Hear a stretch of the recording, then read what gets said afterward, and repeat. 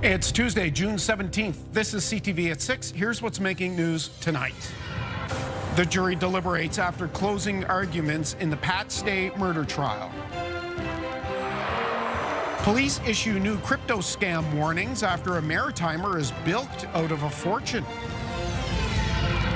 We have some showers returning to the region tomorrow, but not everyone will see one. Live from our Maritimes News Center, this is CTV News at 6. Here is Todd Battis. Good evening. Plenty of drama in the final hours of the trial into the murder of Halifax battle rapper Pat Stay. The jury is deliberating after the Crown and defense teams wrapped up their final arguments and the judge gave final instructions. CTV's Callum Smith is covering the trial and he joins us live from court. Callum, you're waiting for a verdict at this hour. That's right, Todd. The jury began deliberations at about 2:10 this afternoon and have just officially been sequestered overnight, meaning there is no verdict at this point. There are three possible verdicts in this case for Adam Drake: not guilty, guilty of manslaughter, or guilty of second-degree murder. Justice Scott Norton told the jury there are three elements that would need to be proven in order to find him guilty of second-degree murder: that Adam Drake caused Pat Stay's death, that Adam Drake caused Pat Stay's death unlawfully, and that Adam Drake had the state of mind required for murder. Drake doesn't challenge that Stay was killed unlawfully, but it comes down to who stabbed him. The defense argues that the video surveillance footage is not sufficient to identify Drake as a stabber, and that the Crown has, quote, fallen far short of proving beyond a reasonable doubt that he was the person who killed Stay. The Crown, meanwhile, argues that Stay was, quote, blindsided by Drake, and that the murder was fast, it was on purpose, and it was in the heart. The judge referenced the burden of proof beyond a reasonable doubt and said if the jury believes Drake is probably or likely guilty, he should be found not guilty. Now that the jury is sequestered, we can report that Drake is already serving a life sentence in the killing of Tyler Kaiser in November 2016. He was tried in 2024 and found guilty of first-degree murder in a judge-alone trial. The charges were previously dropped in 2021, but ultimately reinstated in 2022 after Drake was accused of killing Stay. A career criminal witness came forward and identified Drake as the man who fired multiple shots at Kaiser in close quarters at the corner of Gottingen and Falkland Streets. That decision and sentence have been under a publication ban until today, now that the jury has been sequestered. And as a sign of how tense this trial has been, in the absence of the jury today, defense lawyer Michael Lacey said it described how he and his fellow defense lawyer have been subjected to intimidation over the past 2 days at this trial. He said justice system participants need to be able to do their jobs without being harassed, intimidated, and physically accosted. He said he was blocked from leaving yesterday by a man who eventually followed him to a parking lot and circled around them. Lacey called that man a thug from the mob of the misinformed. Deliberations will continue tomorrow morning. Todd. Excellent work, Callum. CTV's Callum Smith at the trial right now in the courtrooms in Dartmouth. Thank you. And Callum has additional reporting, more details on what he was talking about there a moment ago. You can find that at our website, ctvnewsatlantic.ca. Police are investigating the death of a 16-year-old who's believed to have drowned in the Shigogmog River. It happened just after 8 yesterday evening. A walking bridge which crosses the river in Ritchie, New Brunswick. Divers recovered the boy's body from the water just before noon today. His identity has not been released, but police say the teen was from Brazil. Investigators do not suspect foul play. We have a warning tonight after Nova Scotian in their 60s was bilked out of $150,000 in what police call an online cryptocurrency scam. It's a relatively new con and harder to detect because of AI. CTV's Vanessa Wright reports. Police are hoping the latest example of an online scam will help people stay diligent. A person in their 60s from Eastern Passage is out of $150,000 in what they thought was a cryptocurrency investment. You know, fraudsters are very smart. They will put pressure on their victims to obtain the information. It could be multi-step approaches. In this case, it went through email first and then messaging apps. Crypto scams in particular are becoming more common. Unfortunately, crypto or investment fraud in general is the highest reported type of fraud to the Canadian Anti-Fraud Centre based on dollar loss. So reports received at the CFC indicate that over $1 billion was lost since 2022. This St. Mary's University professor says one reason crypto scams are harder to detect has to do with the advancement of AI and its ability to impersonate. And of course, the other reason is that anything related to cryptocurrency is currently very little regulated, if none at all. Cryptocurrency is a digital or virtual form of currency and is still a fairly new technology, but experts say the methods used by fraudsters are the same as in other scams, like having a sense of urgency about an investment, one they encourage a victim not to miss out on. But like most fraud cases, the perpetrator is never who they say they are. I think just 6 years ago, we had a case here out of Nova Scotia where it turned out that Quadriga CX, which at the time was Canada's largest cryptocurrency exchange, turned out to be just a guy with a laptop. He says having a conversation with family or friends before making an investment can mitigate your risk of becoming a victim. And of course, verifying calls, emails, and social media messages. And if you are a victim, it's very important that you come forward and you report those incidents to police. Vanessa Wright, CTV News, Halifax. A controversial industrial park expansion is that much closer to becoming reality after St. John Council gave initial approval. People who live in the area and have been arguing against the proposed expansion tell CTV's Nick Moore the fight is not over. You know what, folks? Jeers and heckling from the public gallery inside St. John's Council chamber on Monday night after Council gave its approval to rezone 1,500 acres of land for industrial use in Lorneville at the Spruce Lake Industrial Park. We certainly won't go away. Lorneville residents, including Chris Watson, have been fighting against the industrial park's planned expansion for well over a year, pointing to concerns about the destruction of forests and wetlands in the area and what effect it would all have on wildlife and homeowners. 99% of Lorneville residents signed this petition to council in opposition to this development. The council vote of 10-0 on Monday night comes after several public hearings on the issue at St. John City Hall. Most of the public feedback received by the city was opposed to the rezoning. We expected a vast majority of councillors to vote in favor, but we did expect one or two maybe to be on our side, which was also disappointing. Monday night's meeting heard from supporters of the rezoning. Envision St. John CEO Andrew Beckett says the Lorneville location is attractive to investors because it is near the highway and port, along with having water, sewage, and electrical infrastructure already nearby. They want to know that the land is there, that it's ready to go, and as much of the approvals are in place as possible to secure their investment. Shortly before the vote, Mayor Donna Reardon and several councillors remarked about this being one of council's more contentious issues. Growth isn't easy. It's always difficult. It's because we're not used to it in St. John. So we've got to move forward. For residents of Lorneville, moving forward means taking their fight to a different level of government. We still have the EIA at the provincial level, the environmental impact assessment to challenge at the provincial level, and we'll see how that goes. Nick Moore, CTV News, Lorneville. There's a live look at Burnt Coat Head Park in Knoll, Nova Scotia. Currently 20 degrees. Looks like the tide's in the basin there. Kayla Mitchell? I'd say so. Warm temperatures throughout the day. Lovely June day. Yeah, a very pleasant evening as well. Most areas in the Maritimes are still holding on to temperatures around the low to mid 20s. A little bit cooler on a few areas of the coast. Humidity wasn't a big factor for today. It did tick up a little bit in parts of New Brunswick, adding some humidex values, making it feel into the high 20s, and for a few near 30, including around Edmundston and Bathurst at this hour. Taking a look at dew point temperatures, which is a measure of that moisture in the air, anytime this time of the year, when they're around sort of like the mid to high single digits, or even 10, that's pretty comfortable. When they start ticking up a little bit towards the mid-teens, that's when you notice a little bit more of that mugginess, and you can see a few spots in northern areas of New Brunswick up to around that level. Taking a look at things on the winds, we're out of the south and southwest still. They're being sustained in most cases, 15 to 30 kilometers per hour. We're getting a few gusts reported between 30 and 40, so there's still certainly a breeze around for the evening hours.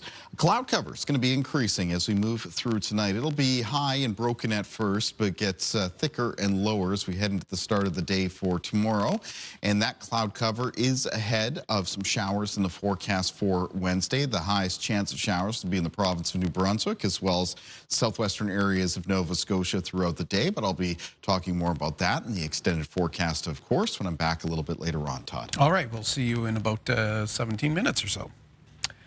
There's a debate underway in Halifax over bike lanes. The mayor wanted to review costs and use before building more, but City Council doesn't want to put the brakes on. Well, we decided to undertake a very unscientific survey of just how many bikes and e-scooters and e-bikes are using a couple of bike lanes in the city centre. Here's CTV's Emma Convey. We set up a couple of cameras on popular spots on the Halifax Peninsula at 8 o'clock during the morning commute. One on South Park Street near Spring Garden Road. A second camera was set up on Rainy Drive. This leads past Citadel towards the downtown. Over a 2-hour period, we counted the number of vehicles using roads and bikes, e-bikes, and scooters using the bike lanes. On Rainy Drive, between 8 a.m. and 10 a.m., 424 cars drove by. 113 bikes and e-devices passed us on the bike lanes in the same period. Meanwhile, over on South Park Street, 1,489 cars drove past, while 90 bikes and e-devices used the bike paths. There were periods when the bike lanes were empty, but then others when bike traffic was nonstop. After our unofficial count, we asked people what they think of the bike lane debate being waged at City Hall. I don't really care for them. Not a lot of people I've seen using them. We tend to prioritize the convenience of drivers over the safety of cyclists and pedestrians. It's great for the environment and great for people who enjoy biking. It's wonderful, but at the same time, I'm really nervous around them when I'm driving. I find them safe.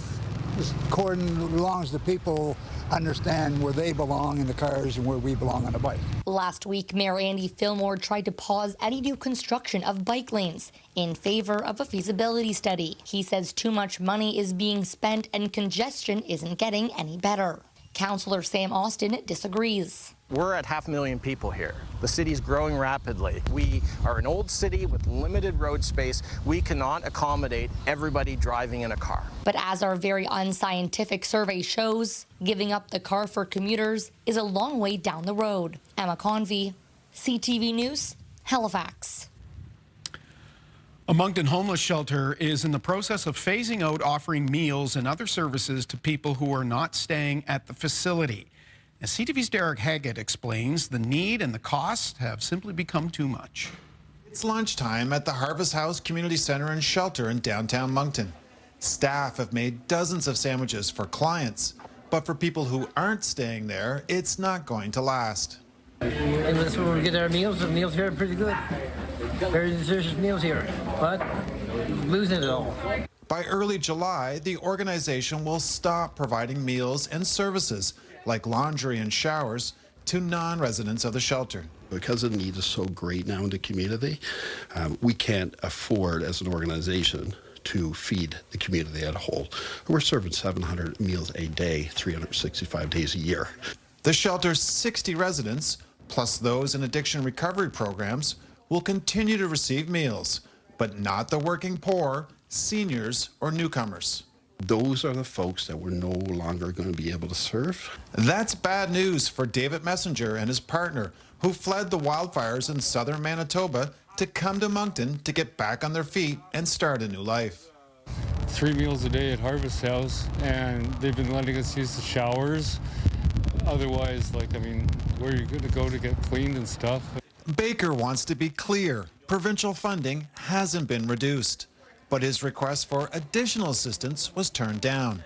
The annual food grant for Harvest House did rise from $5,000 to $20,000.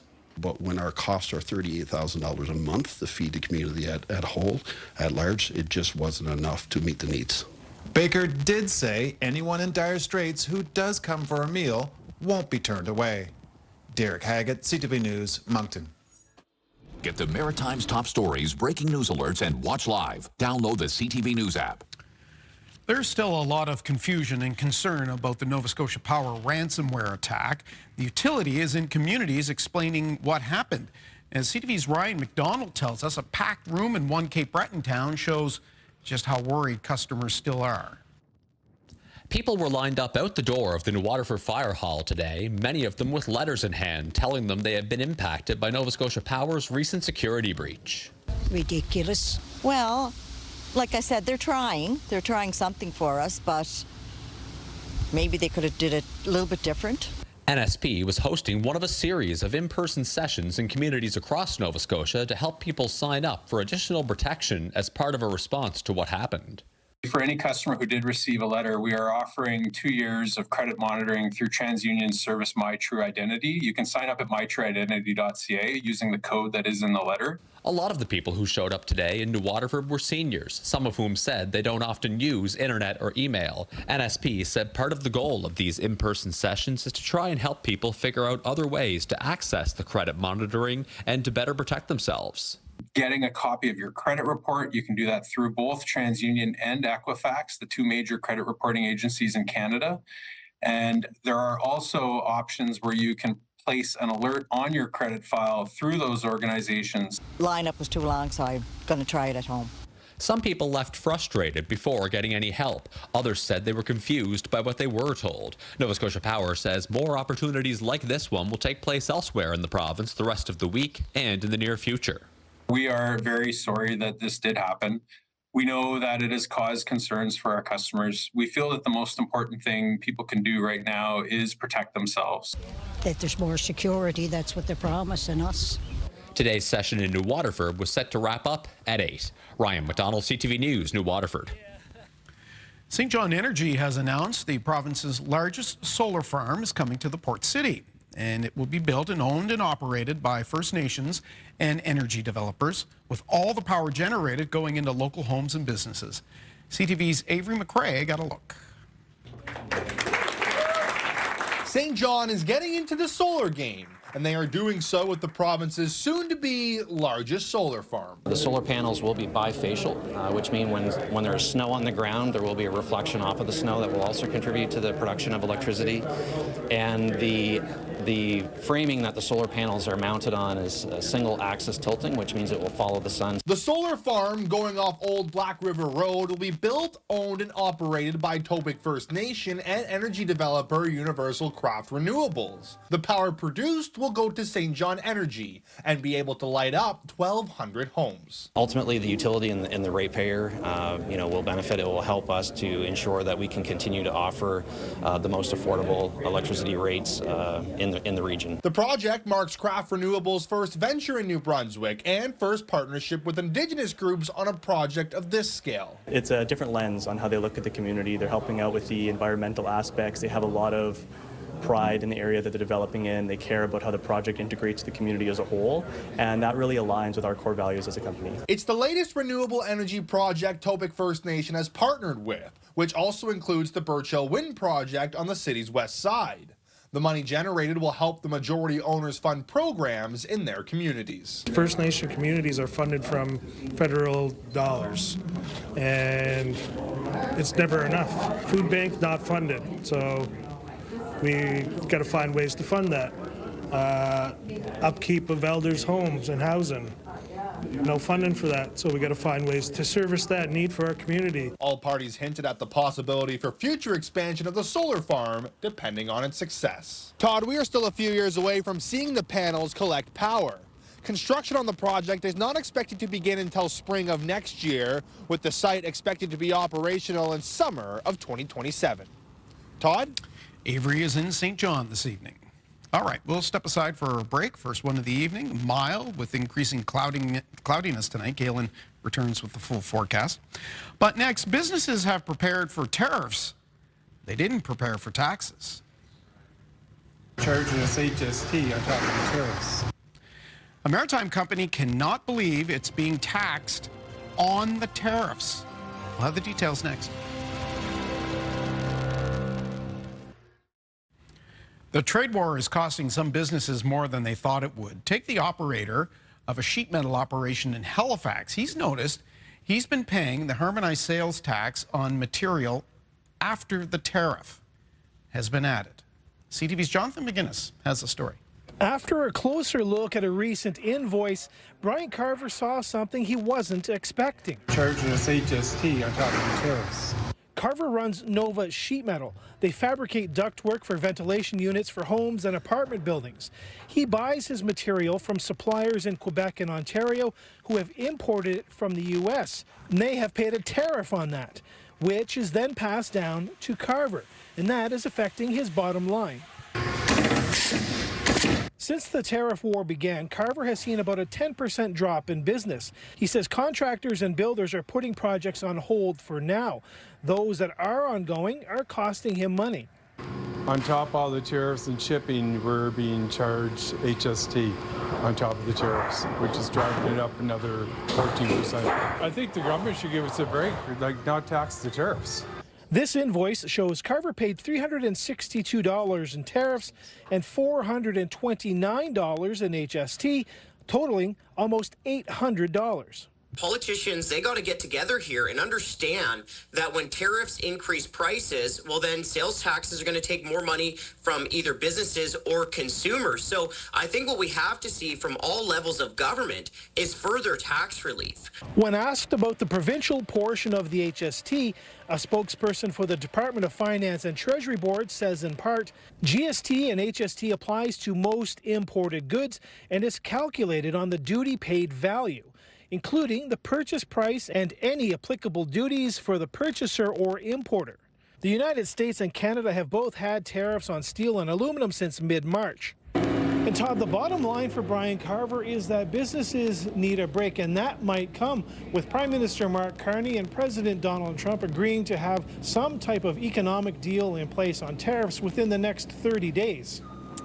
Todd. A lot of folks watching that. John McGuinness for us this evening. Thank you. And just after 6:30, CTV Washington analyst Eric Ham will join us for more on all of this. We'll talk about the G7 as well. But before that, can this string of fine weather continue through the rest of the week? Kayla Mitchell has the details of the full forecast after the break.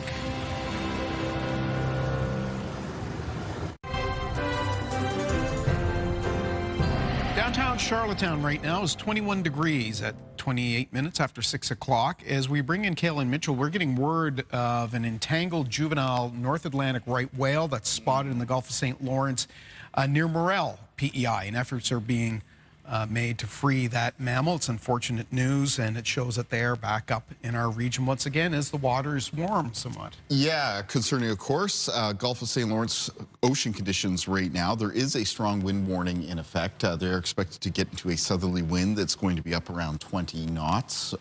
So did you say there were any efforts? Yeah, with the Campobello rescue team, they'll go out when if they spot it again and if conditions are right, but that's... Yeah, I guess we'll have to wait and see if we can get an update on that.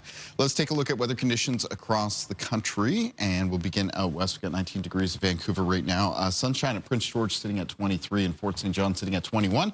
Low 20s, many areas of Alberta. There are some severe thunderstorm watches out for southeastern areas of that province. Saskatoon sitting at 26.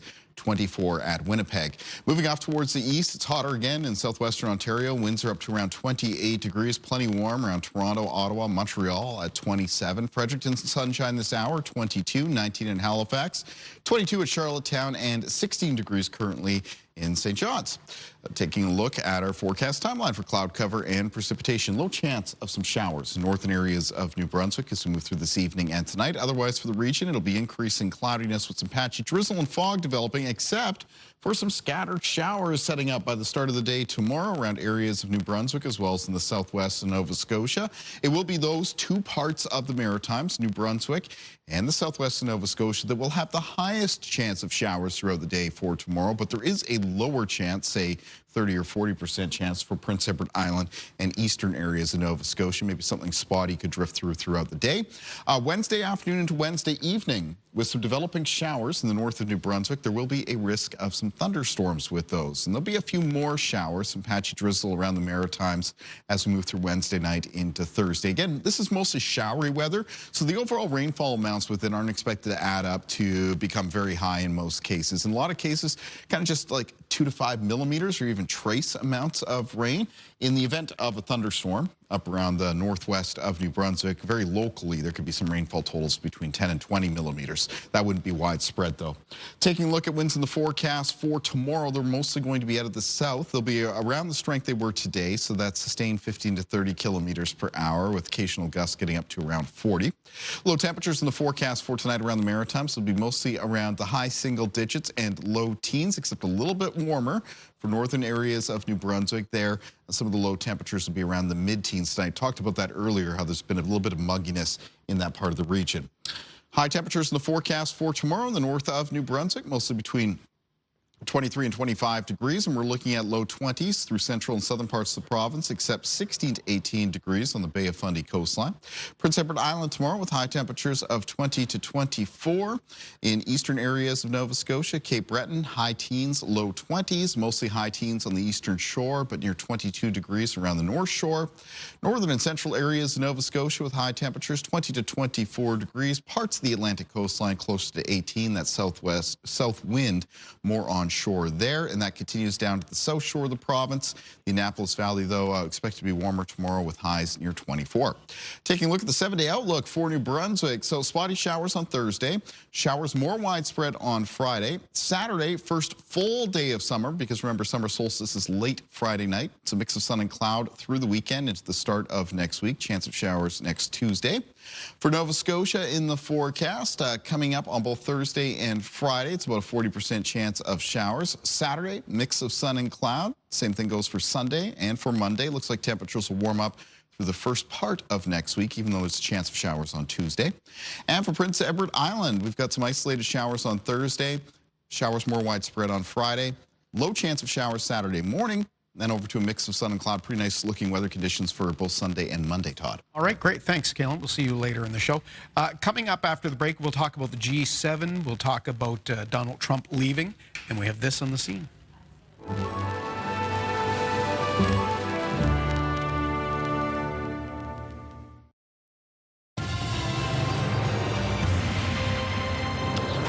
U.S. President Donald Trump back in Washington after leaving the G7 meetings in Alberta last night. He said to deal with the Middle East crisis. Eric Ham is Washington analyst for CTV News and is with us tonight. Eric, good to see you. It's good to be with you. Thanks for having me. Let's address the war first. We'll get to the G7 in a moment. Donald Trump says a ceasefire simply isn't good enough. He wants to end the situation. But we don't know what that means, do we? No, we don't. And the president has been giving mixed signals about this. On one hand, it sounds as though he wants to see this end peacefully, but it also seems as though he's looking for a way to perhaps actually get in this war, send U.S. assets and troops to work with Israel on its ongoing military offensive against Iran. And the president has always talked about getting into endless wars. And so this could be perhaps where the president believes that this would be the move to actually get Iran to a deal. However, I'm not sure that's something that would be necessarily a quick fix in terms of what the president is thinking or even what he is saying. Maybe cooler heads will prevail. We'll have to wait and see. Okay, so how do you think this might play out with U.S. lawmakers, including Republicans who, many are from states who have veterans who endured very long wars in Afghanistan, with the idea of having boots on the ground in another war in that part of the world? This would really pit the president against MAGA. It would really give us an insight into just how influential and how strong his grip is on his own party. Because again, as you mentioned, Congress is controlled by Republicans. And we also have to remember, they're trying to pass what is called the Big Beautiful Bill Act, which gives enormous tax breaks to the wealthy, but also provides enormous resources to the Pentagon, and it also raises the debt ceiling by $4 trillion.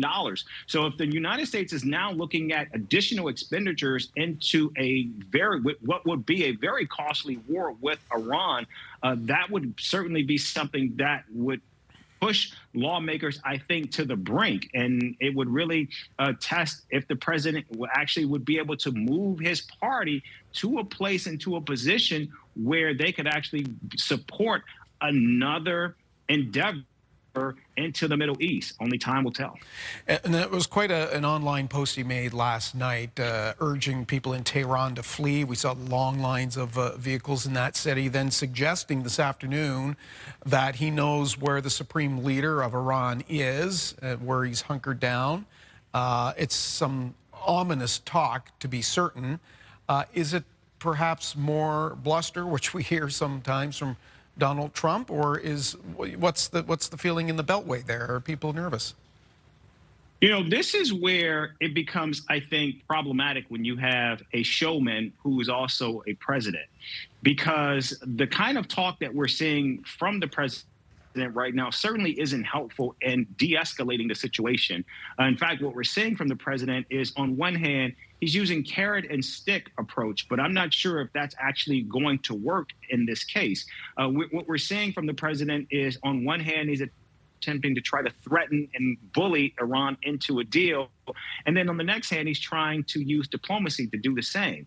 And I think what it does is it sends mixed signals and messages, and going so far as to suggest that he could potentially assassinate the supreme leader. I don't know if that's actually going to move Iran to the negotiating table. It might only just force Iran's hand and for them to actually just become increasingly more dug in. But nevertheless, what we're seeing here is Iran is still a country that has to save face. They're in a back and forth with Israel, and they already believe that the United States has given tacit approval and is working very closely hand in hand with Israel in these ongoing military attacks. And so what the president is doing right now is not giving a clear indication as to where the United States stand. And I think at some point he's going to have to choose a side. Is he for peace or is he for war? Mm-hmm. Let's back up a bit to the time he did spend at the G7. And it was interesting that he made the comment with Prime Minister Mark Carney that he saw his focus during his time in Alberta to be spent on the Canada-U.S. trade situation. It gave some indication that the talks that we've heard about that have been alluded to were coming to something of a head. What are you hearing in Washington? Are talks close to something that might be revealed, or is it still the lingering process? No, again, we're still talking about the Trump administration. So even when they say that there's a deal, even when they say there's talks, that never means that there's actually something percolating that could actually lead to a promising outcome. But this is, I think, is as far as both countries will get. And I think both sides will take it as a win, at least for now. The president showed a willingness and a sign to actually work with Canada. We have to remember Donald Trump has been hostile to its northern neighbor since he won re-election, and has continued to do so. Now it appears as though he certainly shows an enormous amount of respect for Mark Carney. And in addition to that, I think the fact that he has said that he's willing and that he believes that they can get to a deal is, I think, a good sign. Now, 30 days is, I'm not sure, enough time to actually work out a fulsome arrangement. But it certainly gives, I think, both nations something to work with heading into or coming out of the G7. And also, I think we have to admit that this was certainly a massive ambition for the prime minister to lead this G7 summit. And I think while all eyes were certainly on Donald Trump, I think we can still say that Mark Carney came out of this summit definitely a winner, even with the abrupt exit by Donald Trump. All right, Eric Ham, always helping us make sense of what's going on down there in the Beltway, Washington, D.C. Thanks a lot. Good to see you. We'll talk again. You bet. Thank you. All right, we'll take a timeout. We're back in 2 minutes.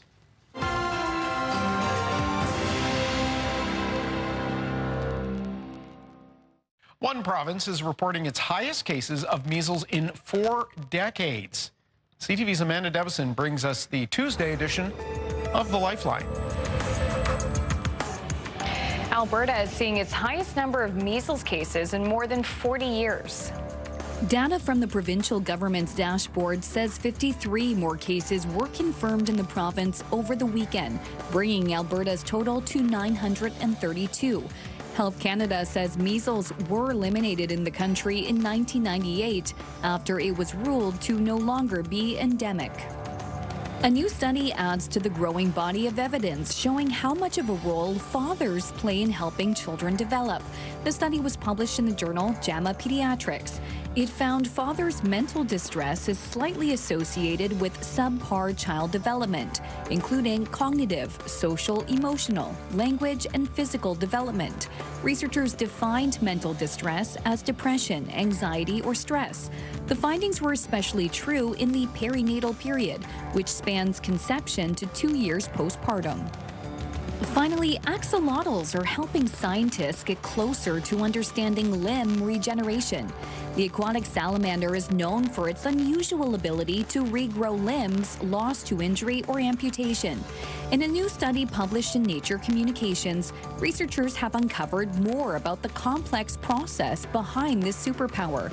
A substance called retinoic acid, which is commonly found in retinol skin treatments, is responsible for signaling what body parts an axolotl's injured cells should regenerate.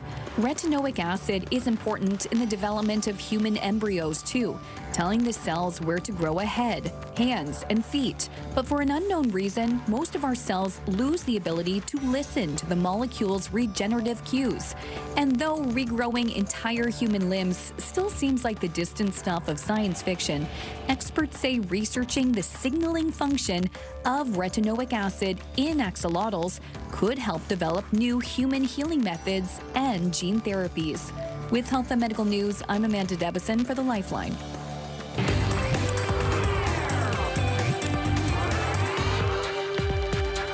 It's the scene with Katie Kelly on a Tuesday night. 3 Canadian rock bands, pretty big rock bands, teaming up for a big tour this fall. Yeah, so the Tea Party, Headstones, and Finger 11 are joining forces for the first time ever.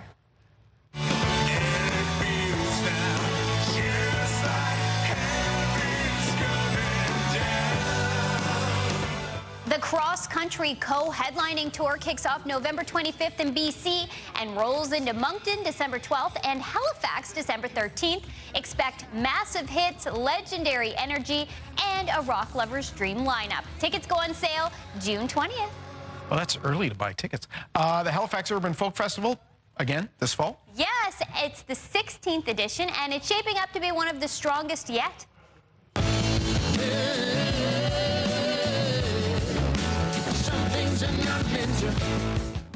Running September 29th to October 5th, this year's festival will feature a stacked lineup including Ace and Abby, Irish Mython, Pretty Archie, and Rhett Miller from the old 97s finally making his Halifax debut after over a decade of trying. Shows will take place at the Carlton, the Seahorse, and the Basement. Tickets are on sale right now. Why was it so hard? We didn't go anywhere. A decade? Now's just the time, That's Todd. right. Canadian rock legend Sloan. They're back with a new single, a new album, a new tour. These guys just keep going. They do. They never stop, and we love it. Their latest track, Live Forever, just dropped.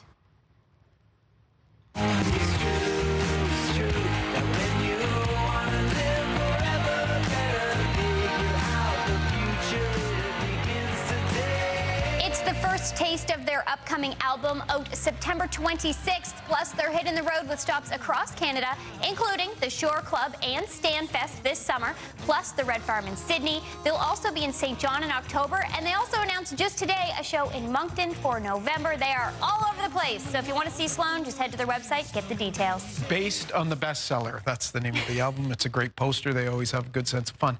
Heather Rankin, our friend Heather Rankin, coming up short? Coming up short, that's the name of her latest single. It's like being one dime short of a dollar. Her brand new video video is a playful take on petite life, complete with a puppet version of herself, and there is even a cameo from Big Brother Jimmy at the end of the video. It's directed by Greg Vardy of Tracy and Martina fame. The song is out now, and that entire video, a must-see. Oh, it's fantastic. We'll dig that up. Russell Crowe just checked off another province from his list, didn't he? Yes, yes. And this time, he's right here in the Maritimes. The Oscar winner shared photos from, can you guess where he is by the photo? That's town. That's town. Charlottetown posted he posted that he was visiting his 7th province today.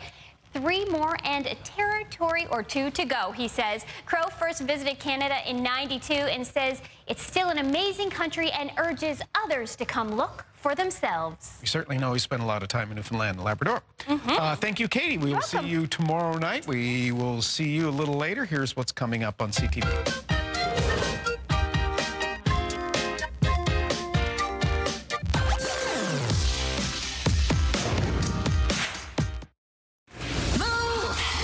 With Aaron and Peter. Peter forgot the name for his garden hose. What is something you've forgotten lately that made you question everything tomorrow at 6? And don't you dare forget $1,000 Minute tomorrow at 7. On the markets today, the Dow closed down 300 points. If you've ordered something online, you better check which carriers slated to deliver it. One will stop delivering this week. Marilla Fernandez has the details. Delivery service DHL Express will shut down operations across the country on Friday. There are more than 2,000 DHL drivers and other workers on strike or locked out. Starting today, DHL will stop bringing packages into Canada. On Friday, the company won't be able to use replacement workers, which is why DHL is looking at a complete shutdown. Here's how the trading day ended. The Canadian dollar dropped 27 cents to 73.28. West Texas Intermediate is up more than $3 to 73.27. Our fix on Western Canadian Select has it down to 60.66, and the TSX dropped 27 points to 26,541. Those are your business headlines. I'm Marilla Fernandez. Kalen's on the deck with one more look at the forecast. Yeah, it feels just a couple degrees cooler out here this evening compared to last evening, but otherwise it's still pretty nice. A little bit of high cloud cover above me, just a slight breeze.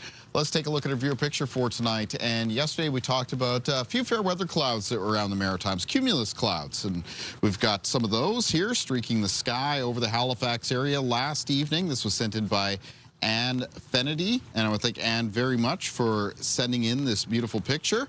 And for the Halifax area for tomorrow, increased cloudiness, so expect it to be cloudier than it has been over the last couple of days, and high temperature near 20 degrees. Day planner for tomorrow at the start of the day.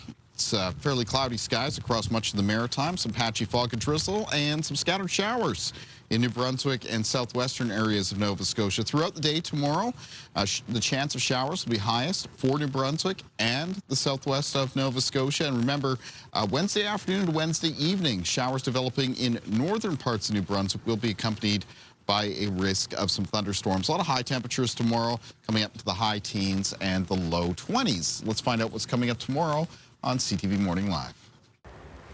Wednesday on CTV Morning Live, busy summer ahead. Our friends from the city of Fredericton will join us on the show to chat about the many events planned this summer in the Celestial City. News, weather, and more. It's everything you need. CTV Morning Live, Wednesday. And finally for us tonight, we have a rare 10-carat pink diamond that is believed to have once belonged to the Queen of France. There it is. The kite-shaped gemstone is set in a ring believed to date back to the mid-18th century. It was once owned by the daughter of Marie Antoinette. According to royal lore, Antoinette passed her jewels to her trusted hairdresser on the eve of her failed escape from Paris with the hopes of one day reclaiming them. That, of course, history tells us, did not happen. But the jewels were passed down to her daughter. It's expected that this ring will go for around $5 million at auction. That is our look at the day here at home. We'll run it in a moment again on CTV2. Bruce Frisco is here with our next newscast at 11:30 after CTV National. CTVNewsAtlantic.ca, the CTV News app, always updating. Thank you for watching. We hope to see you right back here tomorrow night for your local news at 6 o'clock. Till then, have a good day.